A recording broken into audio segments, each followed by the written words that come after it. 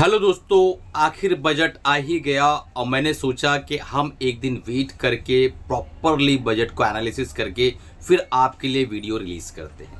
तो आइए देखते हैं कि इस बजट के अंदर जो 12 लाख तक की छूट को घोषित किया गया है वो क्या है और क्या वाकई हिंदुस्तान के अंदर 80 करोड़ लोगों को मुफ्त में राशन देने के बाद भी ये 12 लाख रुपए तक की छूट कितना ज़्यादा रिलेवेंट है और कौन है वो लोग जो इस छूट को ले सकते हैं। क्या आम जनता वाकई 12 लाख रुपए तक कमा पा रही है?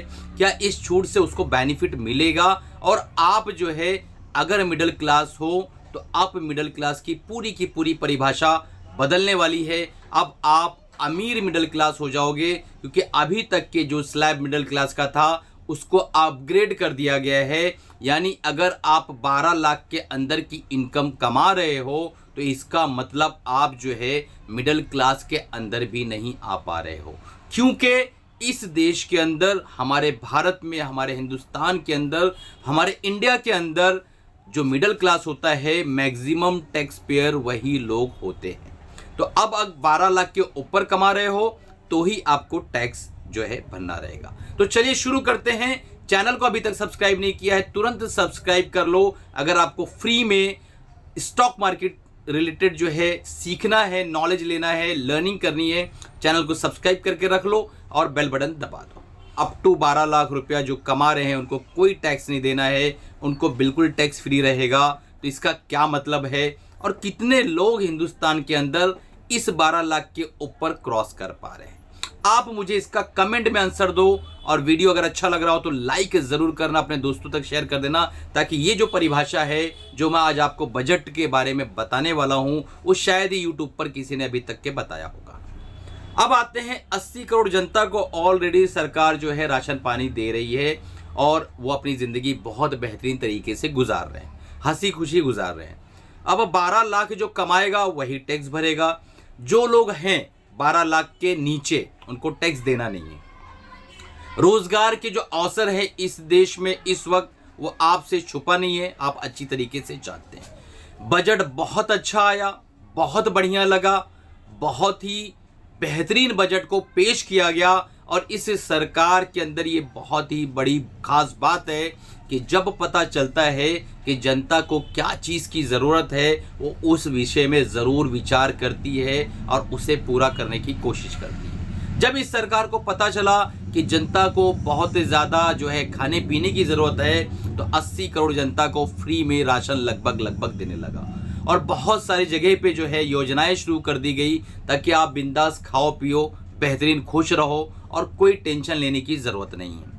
उसके बाद अब जब ज़रूरत पड़ी है कि मिडिल क्लास के लोगों को कुछ ना कुछ रियायत देना चाहिए, तो इस जो है सरकार ने टैक्स लिमिट को बढ़ाकर 12 लाख कर दिया गया है, जिससे आपका जो है अगर आप 12 लाख के आसपास कमा रहे हो तो आपको 80,000 का फ़ायदा है। और अगर आप 25 लाख के रिजिम में आ रहे हो तो 1,10,000 रुपये का आपका बेनिफिट है। इसका क्या मतलब होता है कि अगर आपका 1,10,000 रुपया बचता है तो लगभग 9 से 10,000 रुपया हर महीने की बचत आपकी होगी। तो ये आपने स्टॉक मार्केट के अंदर देखा भी होगा, जो कंजम्पशंस वाली हिस्ट्री वाले जो शेयर्स हैं, जिन भी शेयर का नाम लूंगा कोई बात से रिकमेंडेशन नहीं है, आप जाकर देख सकते हैं। डीमार्ट कितना भागा, गोदरेज कंज्यूमर कितना भागा, टाटा कंज्यूमर कितना भागा। और ये सरकार ने इस बार जो है कम खर्च करने का निर्णय लिया है इंफ्रा के ऊपर। ये बहुत बढ़िया कदम इन्होंने उठाया है।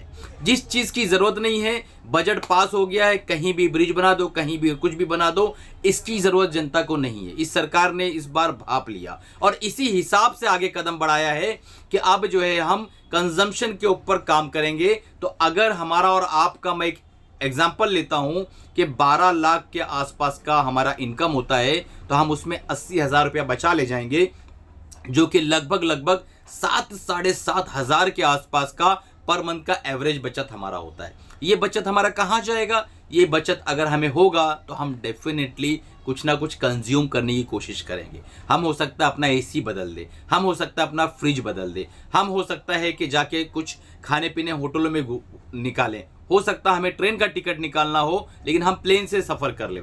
तो हमारे जो है बेनिफिट के लिए सरकार ने फ़ायदे के लिए ये चीज़ कदम उठाया है, जिससे डेफिनेटली हमें इस बेनिफिट होने वाला है।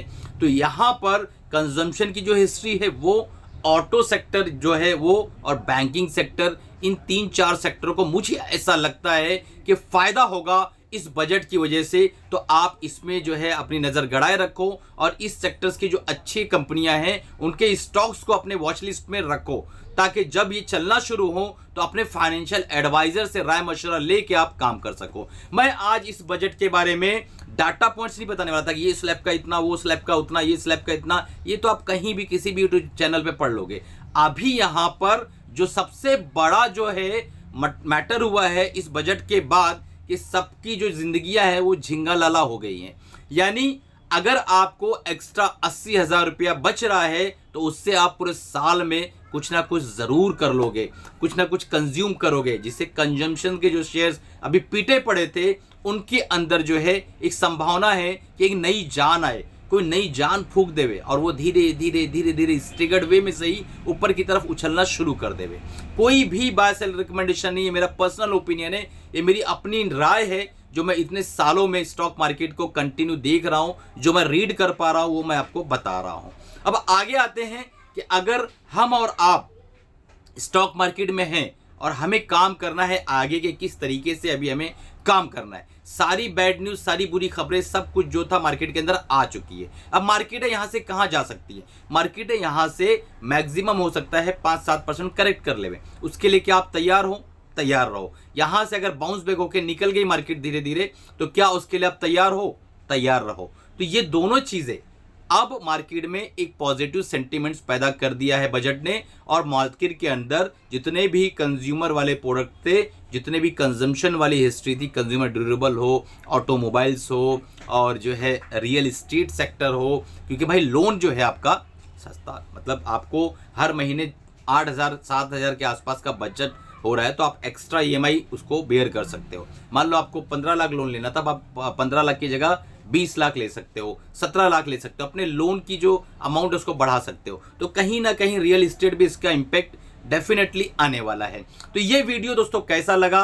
अच्छा लगा हो तो लाइक करो, कमेंट करो। अगर आपके कोई सवाल है, मैं पर्सनली रीड करता हूँ, आपके सवाल को लेता हूँ, तो अगर आपके मन में कोई सवाल है पूछो, उस पर भी वीडियो डेडिकेटेड बना देंगे वक्त मिलेगा तो, और आपके सवालों का हम जवाब भी देते हैं, हर एक कमेंट का रिप्लाई करने की पूरी कोशिश करते हैं। तो कमेंट करो, लाइक करो और चैनल को शेयर करो दोस्तों, ताकि ज़्यादा लोगों तक ये जो विश्लेषण मैंने किया है बजट का वो पहुंच सके। और अगर स्टॉक मार्केट को सीखना चाहते हो तो 40% के डिस्काउंट में हमारे दोनों प्रोग्राम अवेलेबल है, स्विंग ट्रेडिंग और ETF, दोनों आप सीख सकते हो और अपनी लर्निंग को इम्प्रूव कर सकते हो। बेसिक टेक्निकल एनालिसिस का जो कोर्स है बिल्कुल फ्री है, डिस्क्रिप्शन में लिंक है, आप जाके ग्रुप को ज्वाइन कर लो, फ्री में टेक्निकल एनालिसिस को सीखो। अगर आपको एडवांस टेक्निकल एनालिसिस सीखना है, 5,000 का प्रोग्राम है, आप सिर्फ हमारे चैनल के मेंबरशिप जो है उसको ज्वाइन कर लो। चैनल के मेंबर बनने के बाद आपको पूरा प्रोग्राम फ्री में मिलने वाला है। तो चलिए मिलते हैं अगले प्रोग्राम अगले साथ, तब तक के कमाते रहो, खुश रहो, अपने फाइनेंशियल एडवाइजर से राय मशवरा लेके बाकी का कुछ काम करना है तो आप कर सकते हो।